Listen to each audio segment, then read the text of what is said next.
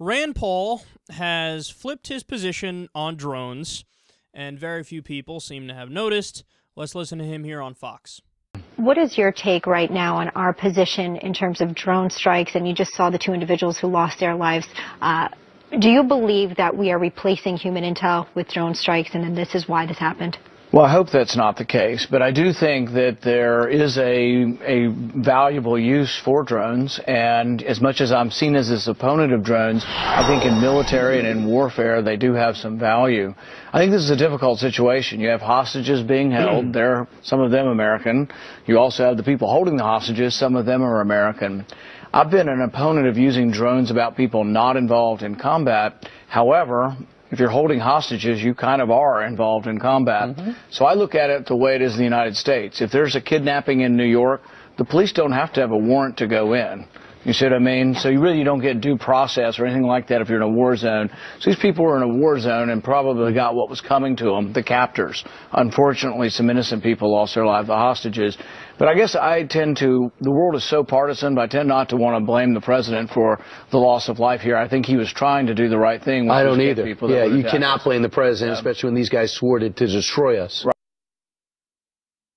Has Fox News ever not been wrong about any issue? They attack Obama for the dumbest shit over and over. He drinks his latte wrong. He eats his burger wrong.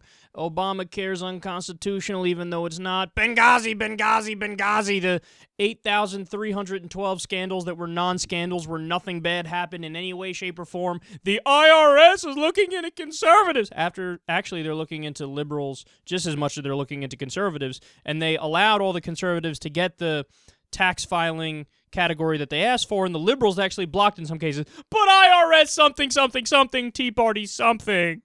So they go after him for every bullshit scandal ever, but here you have a real scandal, and they're like, I agree with him. The president killed an American citizen with a drone in a country where we don't officially have a war going on? I don't see the problem. What's the problem? Rand, you totally flip-flopped on your previous position. Remember the whole Stand With Rand thing? He was arguing for you cannot kill United States citizens with drones without due process.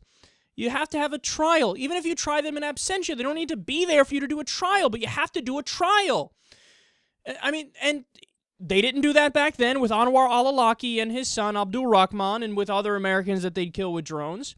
And they didn't do that this time. Back then he was outraged. Now he's like, I don't see the problem. What do you mean? And then he uses New York as an example. If there's a crime occurring in New York, police don't need a warrant before they go into an area where a crime's occurring. But we're talking about Pakistan. We're not talking about New York. This isn't a state in the United States of America. This is Pakistan, a sovereign country regardless of what the fuck you think about it. Look, the legal process you have to go through if you want to do what we're doing in Pakistan, Yemen, and Somalia and elsewhere, you have to go to Congress, according to the Constitution, Article 1, Section 8, under the Enumerated Powers Clause.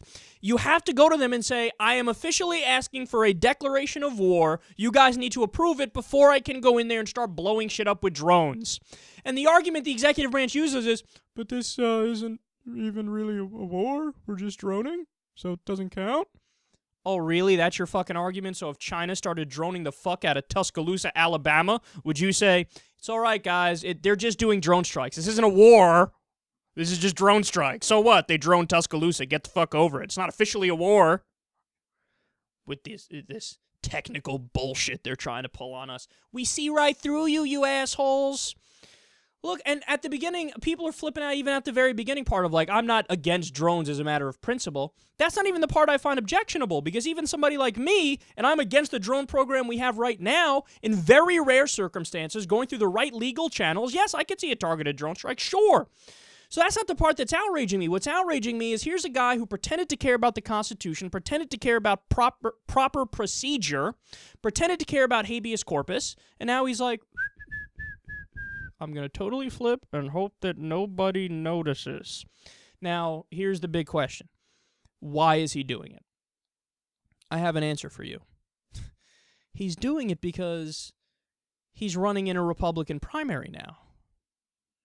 And for any of you who know anything about politics and the inner workings of it and how these guys run campaigns, the standard model for a general election, a presidential election, and a primary election for president in the U.S. is, if you're a Democrat in the primary, run to the left, but then during the general, run to the right. This is what the strategists say. And oftentimes they don't even really run that far to the left. They're more center-left, and then they just move center during the election. For Republicans, they go run to the right, and then eventually in the general election, you sprint to the center.